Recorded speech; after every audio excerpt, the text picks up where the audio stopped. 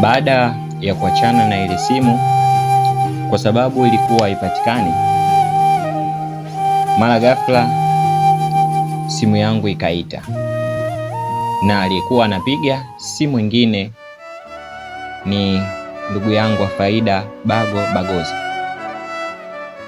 Nilipopokea akaniambia, kaka, yanayoendelea mjini unayafahamu mpaka sasa? Mimi nikasema hapana, sifahamu kitu chochote kinachoendelea. Bago Bagoza akasema, kweli nimeamini ndugu yangu, wanawake sio viumbe vya kuviamini hata kama akiwa mama yako mzazi. Nikaguna. Kisha nikamuuliza, ndugu yangu, una maana gani kusema hivyo? Yeye akaniambia, mimi sichambi umbea, ila ingia WhatsApp ujionee mwenyewe kwa macho yako ni kitu gani kinachoendelea kwa sasa. Nikamwambia, ndugu yangu, maisha yangu nayafahamu vizuri, kula yangu tu mtihani. Je, nitapata hela ya kuweka bando? Bago Bagoza akasema, acha ushamba wewe, ndugu yako nipo na kutumia hapo vocha ya jero, ili mradi uingie huko WhatsApp ujionee mwenyewe, kisha utasema tunaua ama tunaachana nayo.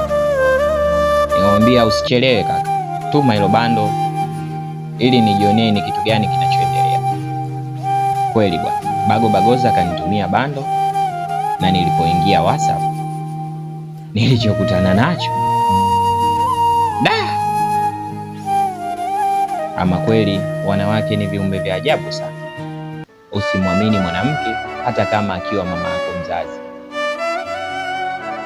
Yule mwanamke nimekuta ameniunganisha katika grupu lake la ndoa, na mimi ndiyo admini, na miongoni mwa watu waliochangia ni mimi hapa. Nilitoa pesa ya shilingi 100,000. Huwezi amini, ile 100,000 yangu aloichukua kwa kuniambia anaenda kumtibia mama yake, ndo iligeuka kuwa mchango katika harusi yake. Yaani ameniunganisha katika grupu la ndoa, na mimi ndo nilikuwa admin.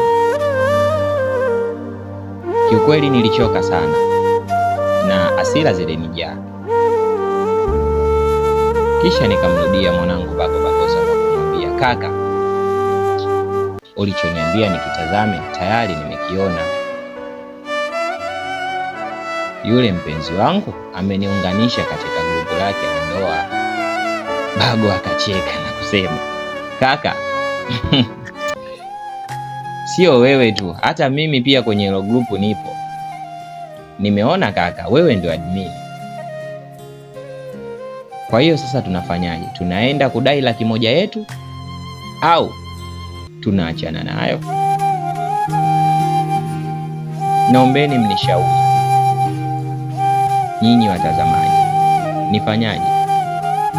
Nikadai 100,000 yangu au niachane nayo na maisha mengine yaendelee? Komenti zikiwa nyingi na ushauri ukishika, tutawaletea season 2 ya Kilio cha Mapenzi. Kwa sasa tumeishia hapo. Tumaini langu ni wewe pekee, Mungu wangu, sina mwingine wa kunishika.